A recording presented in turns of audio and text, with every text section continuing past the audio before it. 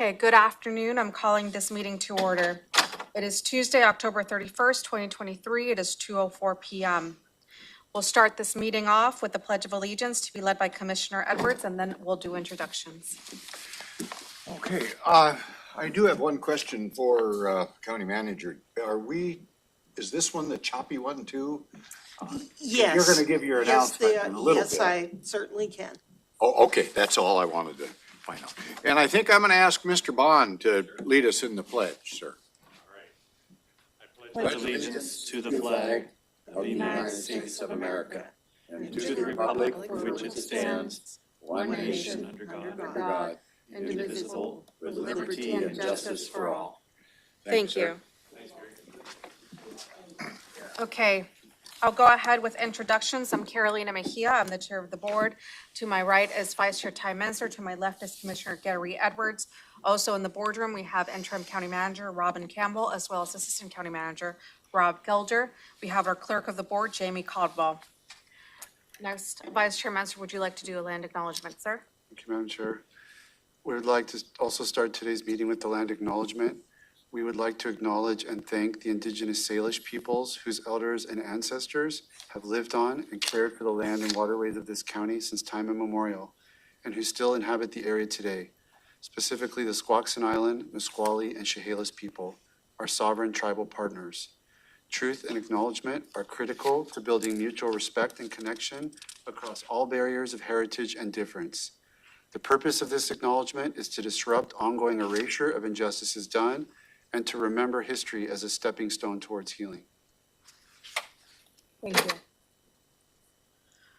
This meeting is being live streamed through our Thurston County YouTube channel. However, we've been having some technical difficulties, so I'll pass it into the interim county manager too. Thank you, Commissioner. So as we have stated in the past, we are currently having technical difficulties for our live stream. The equipment is not working appropriately. So if you're trying to follow along on YouTube, you may notice that the meeting is extremely choppy and hard to understand. However, we are recording all of our meetings and they will be posted no later than the following day. So if you miss part of the meeting that you're particularly interested in, please look for the recording tomorrow and you'll be able to view the entire meeting, and the quality of the recording should be okay. We expect to have the equipment repaired by the end of this week. So meetings for the rest of the week will be recorded. We do record all our meetings, but particularly right now, the recordings are important. We're making sure that they're posted. Okay. We do have a public hearing at 3:30, so we will be pausing until at 3:30 to attend the public hearings if we're not done with our agenda. So if you're here for those, the public hearings that we have scheduled for today are for the City of Yum and Thurston County Joint Plan update, as well as the public hearing on an ordinance to amend Thurston County Code, Chapter 8.22.010, regarding the membership of the Solid Waste Advisory Committee that will be taken at 3:30. Next is the approval of the October 31st, 2023 agenda. Want to highlight any changes? I don't know, sometimes the county manager likes to do that. Yes, so there were some changes from this morning. Yes, thank you. There are two changes compared to the agenda that you reviewed this morning. The voucher list has been removed from the consent agenda and placed on the department item. And the item for the corrections contract with Pack Mountain has been removed from a department item and placed on the consent agenda. And those are the two changes that have been made. Thank you. Any questions or concerns about those changes? No, ma'am. Okay. Is there a motion to approve the October 31st agenda? To approve the proposed agenda for October 31st, 2023 with the changes outlined by the interim county manager. Second. It's been moved and seconded. Any discussion? Well, I hope all this stuff doesn't scare everybody. That's my only discussion. Okay, I'll call for the vote. Commissioner Edwards? Aye. Commissioner Menzer? Aye. Commissioner Mejia? Aye. Next is an opportunity for the public to address the board. I do want to say that the county has reached a tentative agreement with all the remaining bargaining unions. And we're hoping to have a final contract by the end of November. And so just wanted to kind of highlight that. But we'll go ahead and start with public comment. The Board of Thurston County Commissioners welcomes comments from the public. However, there are some guidelines governing such comments to ensure they are appropriate and do not take advantage of the fact that most meetings are televised. The general speaking guidelines are as follows. Please introduce yourself, including the address you reside in the county. Please address the board, not the audience or staff. Please silence your cell phones for those members in the boardroom. Speakers are limited to a total of 4 minutes to address the board. Meeting attendees cannot donate their speaking time to another person. No comments that are lewd and offensive, inflammatory, hateful, defamatory, or discriminatory in nature. Please be respectful. No outbursts of any kind. No comments that are commercial in nature, such as promotion of a for-profit business. All materials provided to the county may be considered public record, subject to public release upon request pursuant to the Public Records Act, Chapter 4256 of the RCW. No remarks about pending land use permits or similar matters that could eventually come before the board on appeal. Thank you for your cooperation. I'll go with those members who have signed up, and then if there's anyone who didn't get a chance to sign up, then you'll have an opportunity to make public comment, and then we will be moving on to Zoom. I will ask the interim county manager to help me in calling those who have attended via Zoom. First person I have is Vivian Eason.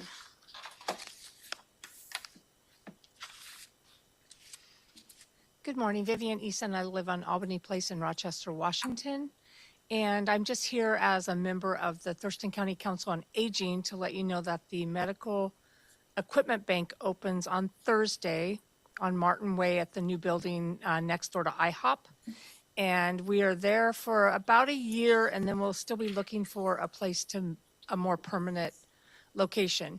But we wanted to reach out and see if you wanted to coordinate to maybe come and take a tour or just see the setup of the Medical Equipment Bank at some point. That's all I have for today.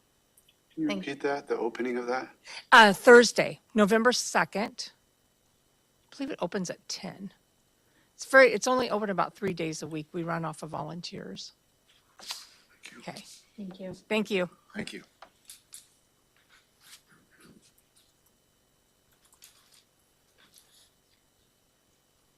Okay, is there anyone else in the boardroom? Mr. Gilbert, go ahead, sir. So I'm Bridge. I live on Patterson Lake. You guys know what I'm here for, same as always. I'd be willing to not talk today if any one of you would be willing to make an appointment with me to talk about this in person. Any of you willing? I'm willing, but I'd also like to hear you speak today, if you don't mind. So what's going on? I've, been able to have conversations with Mr. Gelder and Mr. Whitford. They don't seem to know what's going on. I don't think they want me involved anyway. But here we are at a stage where apparently we're not going to have a scientist anymore. The whole program was based on the county was going to run it, and the county scientist was going to be the one who made the final decisions. Mr. Webster has been, his position has been eliminated, I guess because he actually had some good ideas. What are we doing now? You guys aren't going to provide any oversight at all, any environmental? What about the fact that the south end of Patterson Lake is in the geosensitive area for McAllister Springs? You guys have just shined me on that. When I asked you to negotiate about the fact that 500 feet were left out, you don't want to negotiate, even though obviously you can't do anything on that property. You've overcharged me for a dwelling that doesn't have plumbing or windows. I mean, I feel very targeted. So can you tell me anything about who's going to actually be in charge now? Who's going to make decisions about whether you kill my lily pads or not? So the board, I will respond to this if it's okay with the board. The board hasn't made a final decision yet. We have instructed the interim, or not, we've instructed the Assistant County Manager, Rob Gelder, to look into other options of managing lake management districts, but we have not decided as a board anything yet. There will be a presentation scheduled for November 9th. At what time? 2:30. At 2:30 PM, where Assistant County Manager Rob Gelder will be walking with us through the different options. And at that point is where we're going to be deciding whether we're going to go one way or another, or what is. What are the two options, one way or another? I think all of us are willing, I think, We just don't know. yeah, we just don't know yet, right? We'll You know know, more. this has been going on for 2.5 years, and you've always been in a state of flux. You always tell me, we're changing this program. Well, pretty soon, we're going to release what the new rules are, tell you who the new people are who are going to decide. But no, you're washing your hands of that. You don't even want to talk about it now. I guess I'll quit. Could I comment on one thing, Madam Chair? I would, Mr. Trowbridge, you've got a lot of issues, and I believe any of us will meet with you. I know I will, and it looked like Commissioner Menzer, the chair, will. So if you want to set that appointment up, we have no problem with that. But I did want to mention that you mentioned some taxing issue on a building that was maybe not quite livable. So you can take that up with the Board of Equalization. That's a board of citizens that review those type of complaints, or you can go into the assessor's office, and they're pretty receptive about hearing your concerns about tax issues. So I just wanted to point that out. Sorry, we can't take a lot of time discussing that today, but call our assistants and we'll get with you.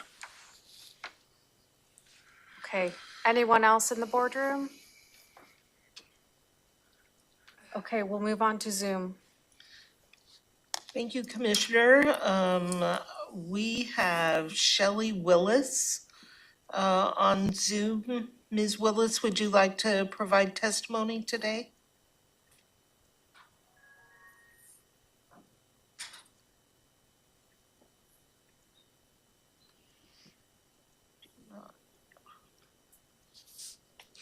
She is not unmuting. And the rest of the people on the screen are county employees. Joel Bremer. Joel Bremer's a county. Okay, is there anyone on Zoom that would like to provide public testimony? Can you please raise your hand if you're here for that?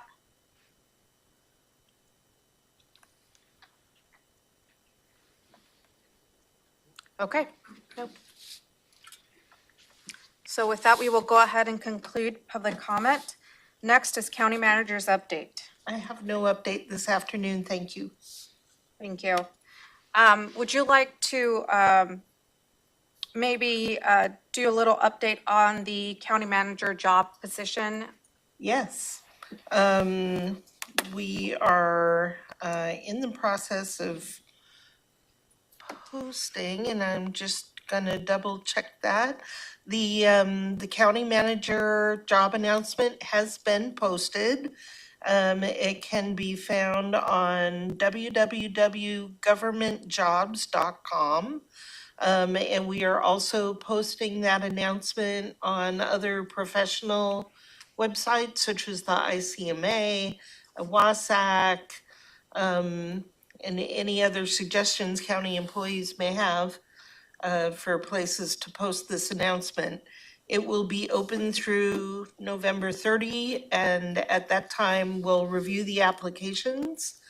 And if there are viable candidates in the pool, we'll arrange interviews at that time. Thank you. Okay, any questions? I guess one follow-up on that is, my understanding is that there's a possibility we are gonna open up again and continue on, depending on Depending the on who we draw. applications. Okay. That's correct. Glamorous opportunity out there, guys. Yep. Be the county manager. County manager. Okay, thank you. Okay, Next is our consent items. There's 3 items, 3A through 3C. Is there an item on the consent agenda that commissioners would like to remove? No. Okay, is there a motion? I move to approve consent items 3A through 3C. Second? So moved and seconded. I'll call for the vote. Commissioner Edwards? Aye. Commissioner Mensah? Commissioner Mejia? Aye. Okay, moving on to department items. Items 4A is approval of the voucher list from the auditor's office. Interim County Manager? Yes, thank you, Commissioner. So this item is your regular weekly approval of all checks that were issued by the county during the week of October 9th. This voucher list includes a payment for tenant improvements at the atrium building, for the installation of a secure fence and electric gate for secure parking for county vehicles in the amount of approximately $54,000.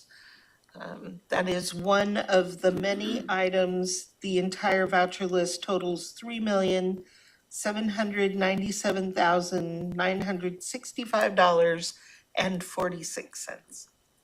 Okay, any questions on item 4A? Commissioner Edwards? I don't think I'm going to get into a long dissertation on this issue, but I do have concerns, and I'll reflect that in my vote, ma'am. Thank you. Questions, Commissioner Mensah? Okay, I'm ready for a motion. I move to approve the voucher list for the week of October 9th, 2023 for a combined amount of $3,797,965.46. I'll second. It's been moved and seconded. Any discussion? Not at this time, ma'am. I'll call for the vote. Commissioner Edwards? A nay? Commissioner Mensah? Aye. Commissioner Mejia? Aye.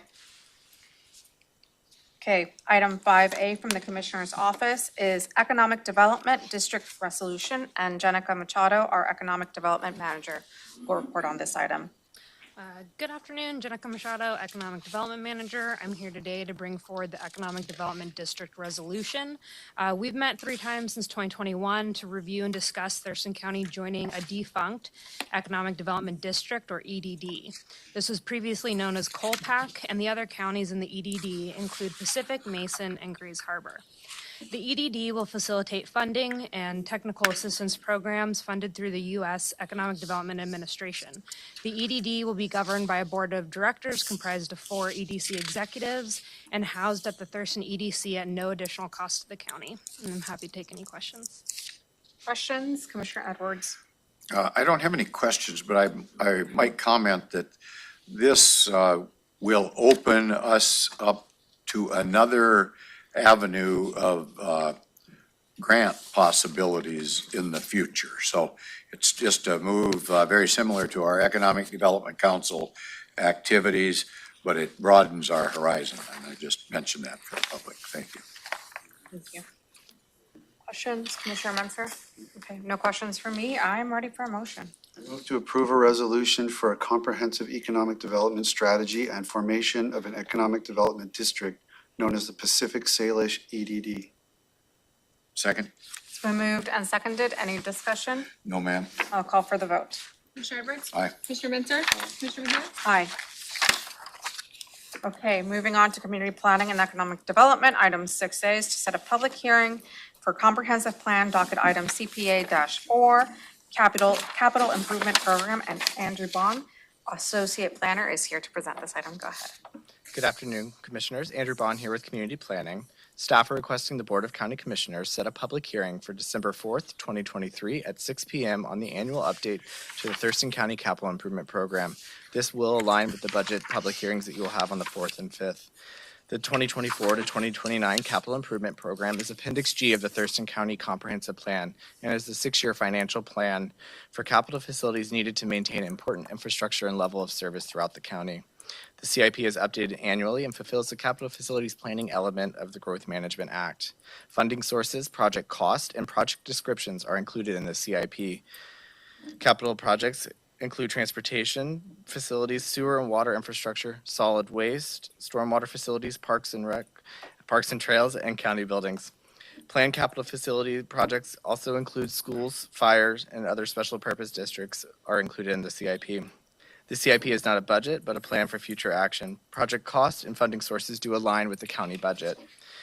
The Planning Commission reviewed this item at a work session on August 16th. A public hearing was held with the Planning Commission on September 20th to accept public testimony.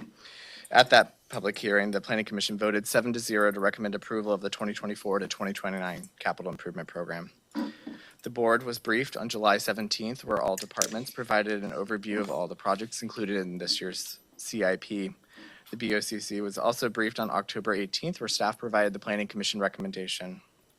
A 60-day notice of the proposed adoption was provided to the Washington State Department of Commerce on September 22nd, and a SEPA determination of non-significance was issued on September 22nd as well. Thank you.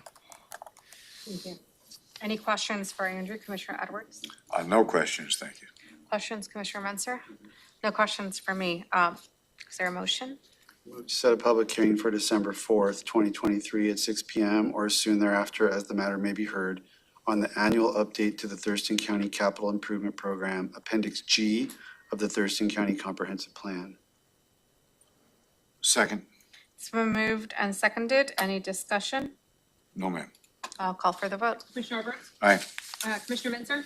Commissioner Mejia? Aye. Okay, and then item 6B is the final action for the Development Code Docket Item A-19 Wireless Code Update, and back to Andrew. Awesome. Andrew Bond with Community Planning again. Staff are requesting the Board of County Commissioners adopt the Development Code Docket Item A-19 Wireless Communication Facilities, which will amend Title 20 to update the county's wireless facility regulations for compliance with federal regulations. The Board directed staff to update the code to provide sufficient requirements and standards for wireless facilities while complying with federal law. The code establishes permitting process for numerous types of wireless facilities, the criteria for approval, and the design guidelines for each of these types of facilities. This item is a board-initiated proposal ranked 11 out of 18 on the Development Code docket. The proposed amendments include changes to Chapter 20.03 definitions, 20.54 special use chapter, and a complete repeal and replace of Chapter 20.33 wireless communication facilities. And I'm going to provide a kind of an overview of the timeline. This project started approximately in May of 2021 with 3 work sessions with the Planning Commission. The Planning Commission held a public hearing on June 2nd, 2021. In response, the Planning Commission requested the Board of County Commissioners form a stakeholder committee with community representatives. On June 23rd, 2021, the board directed the formation of the stakeholder committee with 4 representatives from the community, 2 representatives from wireless providers, and 2 planning commission members, with a set limitation of 3 stakeholder meetings. Between October and December of 2021, the stakeholder committee met 3 times with staff and Thurston County Legal. Between February and August of 2022, the Planning Commission held 7 additional work sessions. On August 3rd, the Planning Commission recommended approval of the draft code, voting 5-3 with 1 commissioner absent and 3 dissenting and providing a minority report to the board. On October 12th, the Board of County Commissioners reviewed the proposed amendments and process to date, and on January 10th, set a public hearing for February 7th. On August 3rd, staff came back and briefed the board with 3 remaining topics to address: setback standards, radio frequency emissions, and noticing for administrative permits. On August 23rd and October 4th, staff came back with options for the board to consider, and at the October 4th meeting, the board confirmed our approach and directed us to submit final action. And then to ensure the successful implementation of the ordinance, the effective date is delayed until January 1st to allow staff to implement the changes needed and to address the administrative policy. Thank you. I'm available for questions. Thank you. Questions? Mr. Edwards? No questions, thank you, Andrew. Questions, Commissioner Menzer? Did I hear you say, Andrew, that after the community stakeholder work group completed its work, the Planning Commission had 7 additional work sessions? Yes. Okay, well, anyway, that's, I didn't even realize they had that many. So that just kind of shows the difficulty, because we usually wouldn't have a community advisory work group on a Planning Commission item typically, pretty rare. And then after that group provided its input, 7 more sessions, and then all the ones you outlined to the board, just show the complexity and some difficulty of some of the issues surrounding it. What's I think important to remember is that the federal law puts some pretty significant sideboards on what the Board of County Commissioners can do. And a lot of what we wrestled with, part of what we wrestled with was what's the right thing, and then part of it was like, well, what's the legal thing that we can do within our authority, local authority? Because there isn't as much local authority as some folks might like there to be. So anyway, I think I'm just trying to underscore what the difficulty of this issue. There were multiple layers of questions to be answered, and I thank everybody, staff, planning commissioners, community stakeholders who helped us get through it and get to this point. And then we can see how it functions, and, the board can always come back, and within the legal authority we have, we can always come back and make changes if we see examples of this just not working for the community. So I'd like everybody to continue to kind of monitor for us and let us know how it's going. But we got to get this done finally, so here we are. I think this is another example on how we get put in a box and we have to be able to comply within that box. And we really pushed the boundaries of that box. I mean, there was a lot of work that went into it. It was extremely complicated, and just echo what Commissioner Menzer has laid out, and thanking staff and the Planning Commission as well as the advisory group for all the work on this, because it wasn't something where I think I said it in one of our brief sessions. It was like, I feel out of my depth here. It's just so complex, and trying to educate myself as much as possible in this. So thank you, Andrew, for all of your work on this. I'm sure you're ready to kind of shut the chapter on this. Okay. Motion. I move to approve an ordinance amending Title 20, Chapter 2003, 23.3, and 25.4 to update county wireless facility regulations for compliance with federal regulations. Second? It's been moved and seconded. Any discussion? No, ma'am. I'll call for the vote. Commissioner Edwards? Aye. Commissioner Mentzer? Commissioner Mejia? Aye. Thank you. Thank you. Okay, item 6C is request for proposals for Thurston County Periodic Comprehensive Plan Update. And Maya Teeple, Senior Planner, will present on this item. Thank you, Commissioner. Maya Teeple is Senior Planner with Community Planning. This item before you is to request the board to authorize the Director of Community Planning and Economic Development to issue a request for proposals for professional services to assist Thurston County in completing the Periodic Comprehensive Plan Update. This request would generate a list of qualified professional consultants to complete related components to the periodic update that we don't have the technical expertise in-house to complete. Under the Growth Management Act, counties and cities are required to periodically update their comprehensive plans to bring it up to date with changes in state law. And in Thurston County, this update is due by June 30th of 2025. This bid does have a few specific components that are outlined to include State Environmental Policy Act draft and an environmental impact statement, updates related to the new housing requirements under state law, development of a new climate element consistent with legislative changes this past year, and an update to the future land use map and corresponding land use element, as well as associated development regulation changes to housing and climate. The county, at its discretion, can hire either one professional services or several professional consultants generated by this RFP for portions or all of the tasks listed. The RFP would be issued this Friday, November 3rd, and would be open through December 1st. And the ballpark budget is around $900,000. All of that funding will be supported by 2 grants that we are getting from the Washington State Department of Commerce. I'm happy to answer any questions that you may have. Thank you. Questions, Commissioner Edwards? No questions, thank you. Questions, Commissioner Menzer? Okay, no questions for me. Is there a motion?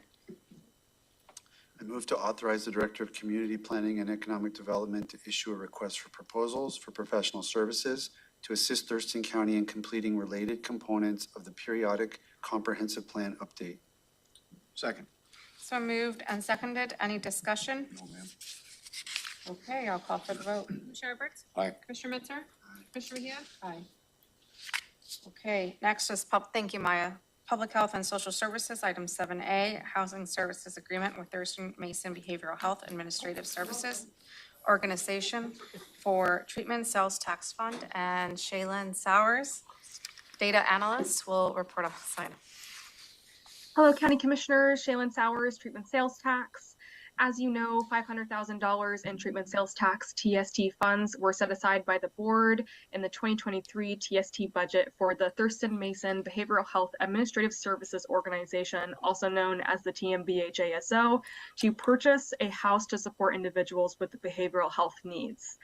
Today, I'm asking for your approval of the Housing Services Agreement that provides $500,000 in one-time TST funds to the ASO for purchase of and necessary improvements to a 3-bedroom residential home within walking distance to a bus line in Thurston County, in which to house individuals who are participating in a coordinated chemical dependency or mental health treatment program. The agreement duration would be January 1st, 2023 to December 31st, 2023. And this agreement and lien package were created in partnership with the Public Health and Social Services Housing Team, and has also been cleared by the Prosecuting Attorney's Office. Okay, questions? No questions, thank you. No? Okay. Is there a motion? I move to approve the Housing Services Agreement with the Thurston Mason Behavioral Health Administrative Services Organization for treatment sales tax funds for a total maximum amount of $500,000 for the duration of January 1, 2023 to December 31st, 2023, and authorize the Director of Public Health and Social Services to sign the agreement and any amendments that do not exceed 10%. Second. It's been moved and seconded. Any discussion? No, ma'am. I'll call for the vote. Commissioner Roberts? Aye. Commissioner Mitzer? Aye. Commissioner Mejia? Aye. Thank you. Thank you. Okay, item 7B. Contracts and contract amendments of Consolidated Homeless Grant Inflationary Funds. And Keely Marino, very excited to be here. So excited to be here, yes. Good afternoon, Keely Marino with Public Health and Social Services. I'm here to seek your approval for housing contracts and contract amendments between the county and 11 nonprofits that are providing homeless response services to distribute the Consolidated Homeless Grant Inflationary Funds in the amount of $749,702 for this 2023 program year, and to authorize the Director of Public Health and Social Services to sign the contract amendments and any future amendments that do not change the approved dollar amount by more than 10%. So as you know, or you may not know, the majority of the homeless crisis response system, specifically homeless response services, are funded through document recording fees at the local and the state level. This year, as we came into our funding round for the biennium, across the state, actually, all homeless crisis response systems and their COCs were anticipating a significant decrease in revenue from those document recording fees due to increased interest rates across the board and house owners not refinancing their homes or buying homes at the same rate in previous years. And so the Department of Commerce, through the Housing Assistant Unit, sent all communities 4 different buckets of money to fill those gaps for the decrease in revenue. One specific pot of funding, the Consolidated Homeless Grant Inflationary Funds, were to specifically support the workforce. So frontline staff, those who are working directly with people experiencing homelessness and our homeless crisis response system. So on the 27th of September, the RHC approved a plan that was presented by the Homeless Services Advisory Board to determine how we would distribute these funds. We did meet with the providers back in July and had been moving forward with the Homeless Services Advisory Board to come up with a process that felt equitable and would meet the needs of the stated expectations of the funds.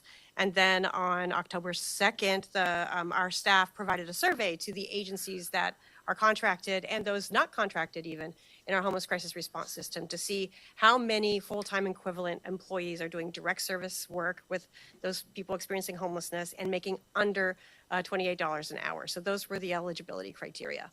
11 agencies responded, and they provided a number of FTEs according to eligibility criteria. We took those numbers and we divided them into the total amount being awarded, which is that 702. And based on the number of FTEs that were eligible and reported, that equates to about $3,796 per FTE to be distributed throughout our homeless crisis response system. So 197 FTEs were eligible under this, through the survey and through that process. So today, what we're asking is that we approve these contracts to distribute funds according to FTEs per these agencies, what they've reported, and to support their workforce, either through stipends or bonuses, to just keep them, make it sustainable to do really, really difficult work. These contracts, once they're executed, will be backdated to July 1st, 2023, and will end on June 30th of 2024. This is a one-year contract, but we expect these contracts to be renewed in the 24-25 year. And that's all. I'm happy to take any questions if you have any. Thank you. Questions? Commissioner Edwards. And this money that we're going to be passing out is federal or state dollars that are coming down through the county to help deal with the situation. Absolutely. It's a pass-through state funds. Okay, thank you very much. Thank you. Questions? Commissioner Menzer. No, Keely. Okay, thank you. I'm ready for a motion, sir.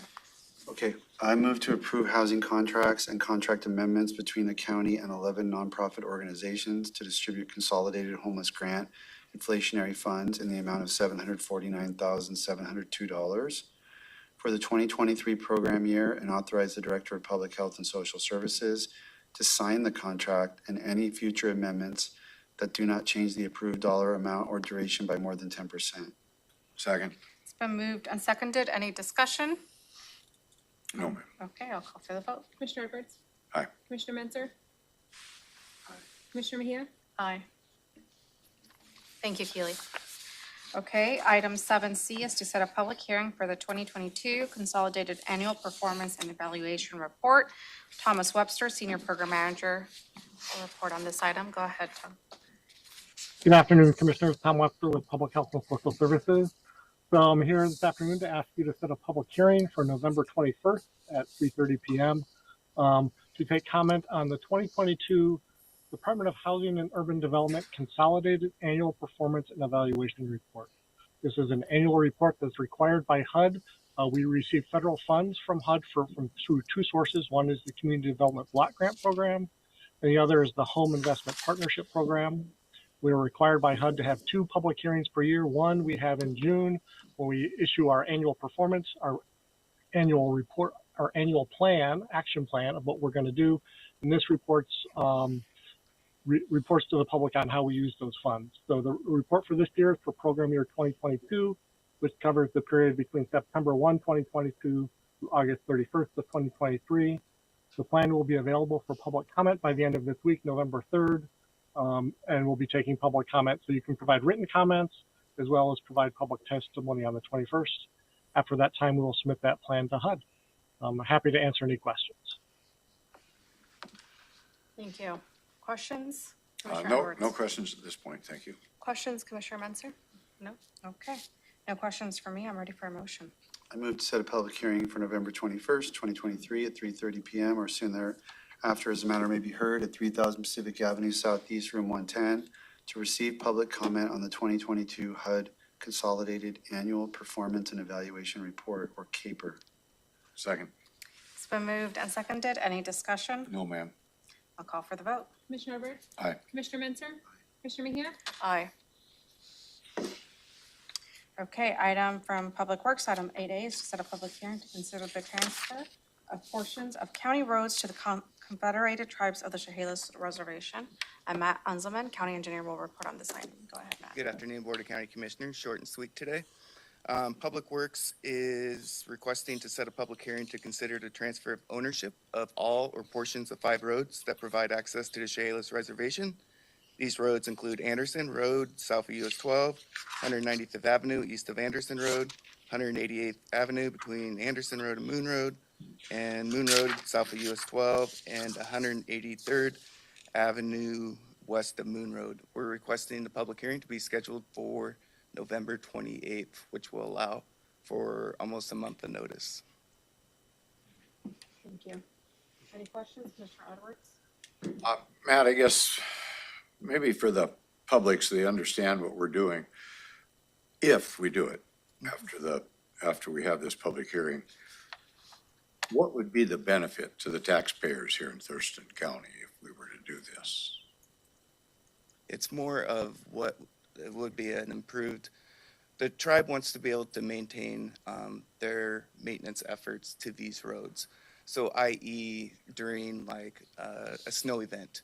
So whereas these roads might be very important to the tribe, the county has other priorities that includes plowing roads with much higher traffic volumes, i.e. Martin Way, Old Pacific Highway 99. So it's more of they're trying to control their level of service. So it'll save the taxpayers money and they'll still have access, right? Absolutely. Thank you. Questions, Commissioner Menzer? Matt, when the, real quick, when the public hearing is set, if it's set here in a moment, will the tribal council be notified somehow of what action the board's taken today, or have they already been notified? They've already been notified. In fact, they're looking at getting permission for their chairman to get permission to actually, the authority to sign it, so that as soon as after the public hearing, if we decide to execute it, they can execute it that following week immediately. Great, thank you. Thank you. Okay, I'm ready for a motion. I move to set a public hearing for November 28, 2023 at 3:30 PM or soon thereafter as matter may be heard in room 110 3000 Pacific Avenue Southeast to formally accept and consider public comment on transferring portions of county roads to the Confederated Tribes of the Chehalis Reservation. Second. It's been moved and seconded. Any discussion? No, ma'am. Okay, I'll call for the vote. Commissioner Edwards? Aye. Commissioner Menzer? Commissioner Mejia? Aye. Okay. Next, item 8B is to set a public hearing to consider updates to Thurston County water and sewer utility rates and charges. Tim Wilson, Water Resources Manager, will report on this item. Tim, go ahead. Good afternoon, Commissioners. This item is for the board to consider setting a public hearing to hear comments related to proposed updates to Thurston County water and sewer utility rates and charges. The public hearing on revenue requested for December 5th aligns with the board's budget adoption schedule. Proposed adjustments to water and sewer utility rates are based upon a rate study performed earlier by the FCS Group Incorporated and move the utilities toward a consolidated rate structure. The board received a briefing on the proposed rates on June 22nd. Current utility advisory committees have been briefed on the recommended adjustments, and a communication and outreach plan has been implemented that includes a web page and utility bill inserts. And with that background, I'd be happy to answer any questions the board may have. Thank you. Questions, Commissioner Edwards? No questions. I think we've covered this quite a few times. Thank you. Questions, Commissioner Menzer? Tail end of a long road, and hopefully it'll serve our public better. Okay, no questions for me. Ready for a motion. I move to set a public hearing for Tuesday, December 5th, 2023 at 3:30 PM or soon thereafter as the matter may be heard at 3000 Pacific Avenue Southeast, room 110 to accept and consider public comments on a proposed resolution adjusting Thurston County water and sewer utility rates and charges. Second. It's been moved and seconded. Any discussion? No, ma'am. I'll call for the vote. Commissioner Edwards? Aye. Commissioner Menzer? Aye. Commissioner Mejia? Aye. Okay. Item 8C is to set a public hearing to consider proposed 2024 through 2025 rate increases for Lake Lawrence Management District Number 22. Right back to you, Tim. Thank you. This item is for the board to consider setting a public hearing to hear comments related to proposed 2024-2025 rate increases for Lake Lawrence Management District Number 22. The public hearing on revenue requested for December 5th aligns with the board's budget adoption schedule. Per the resolution of formation for the Lake Lawrence Management District, annual increases of up to 5% annually are considered to keep pace with inflationary factors and to address lake management initiatives. The recommended rate increases for 2024-2025 follow active engagement with the ratepayers of the district as conducted by the steering committee. The Lake Lawrence Steering Committee is recommending and staff is supporting a 3% annual increase for both 2024 and 2025. The board received a briefing on the proposed rates on June 22nd. And with that background, I'd be happy to answer any questions the board may have. Questions, Commissioner Edwards? No questions at this point, but the public should know that this has been an ongoing process for, I think over 30 years now out at Lawrence Lake. So just part of the process. Thank you. Thank you. Questions, Commissioner Menzer? No questions for me. I'm ready for a motion. Move to set a public hearing for Tuesday, December 5th at 3:30 p.m. or soon thereafter as the matter may be heard at 3000 Pacific Avenue Southeast, Room 110, to accept and consider public comments on proposed 2024 to 2025 rate increases for Lake Lawrence Management District Number 22. Second. It's been moved and seconded. Any discussion? No, ma'am. Okay, I'll call for the vote. Commissioner Edwards? Aye. Commissioner Menzer? Commissioner Mejia? Aye. Okay, moving on to our standing items. 9A, Commissioners will report on board work sessions and assigned committee meetings, providing updates on actions taken as well as upcoming issues. Commissioner Edwards, go ahead, sir. I was tortured for the last couple of weeks. So I thought we might as well make light of this miserable couple of weeks we went through on the budget process, which was no fun, but we theoretically accomplished a few things. And I won't get into that at this point because we're not quite done. But it took a lot of time and staff put a lot of work into it. So I want to thank staff for that and my seatmates. We all tolerated each other with very differing opinions. And I think that's healthy. Then Commissioner Menzer and I both attended the Thurston Mason Behavioral Health Administrative Services Organization and Governing Board and tried to make an acronym out of that.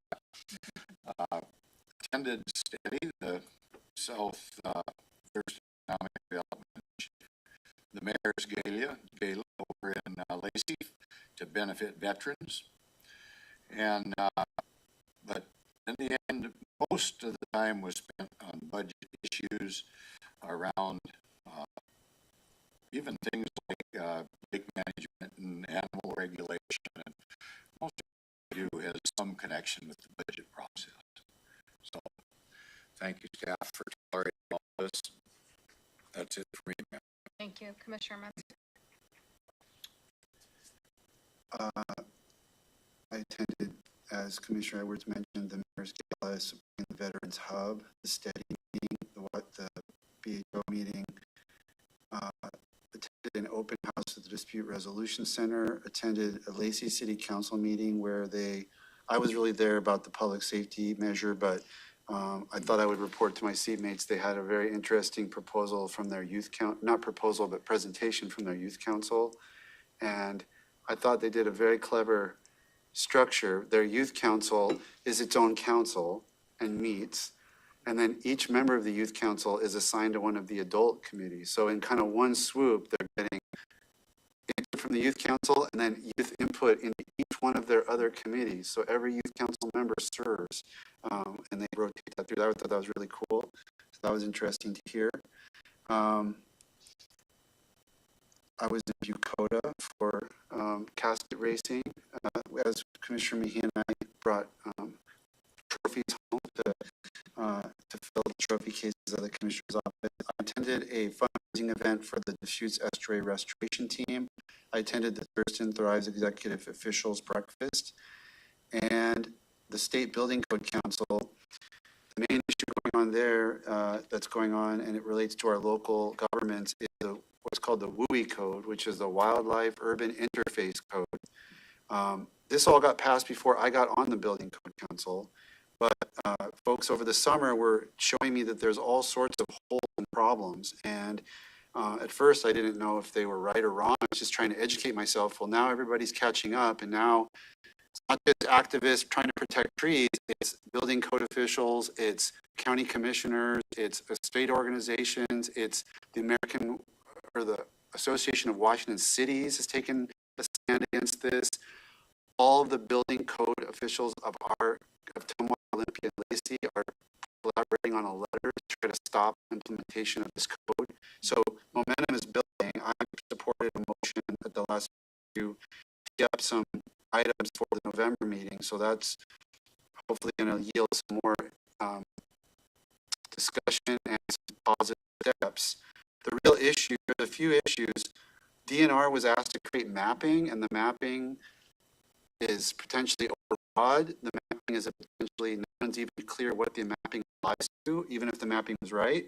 There are building hardening requirements, and then there's defensible space requirements. So how many trees you have to cut around a building to protect it from wildfire if it's close to a forested area. If mapping is done, just to give an example, the entire city of Tumwater is in the zone. It's interpreted in the most broad manner. Every structure in Tumwater would have to have defensible space, which would completely eliminate their tree canopy targets and all the work that their tree groups and climate groups have done. And a lot of people think it's overkill, at least either in terms of what's required or where it applies. So there's kind of two levels there. What should the rules be, and what areas should rules apply to? And then there's the whole procedure problem of how to, it is wrong, and everyone's saying it's wrong, how do we fix it? And the Building Code Council's rules are so complicated in our opinion that even the staff that have been there years longer than I've been there are having trouble figuring out the right procedural approach. So anyway, that's what I'm working on after budget meetings are closed. Madam Chair, could I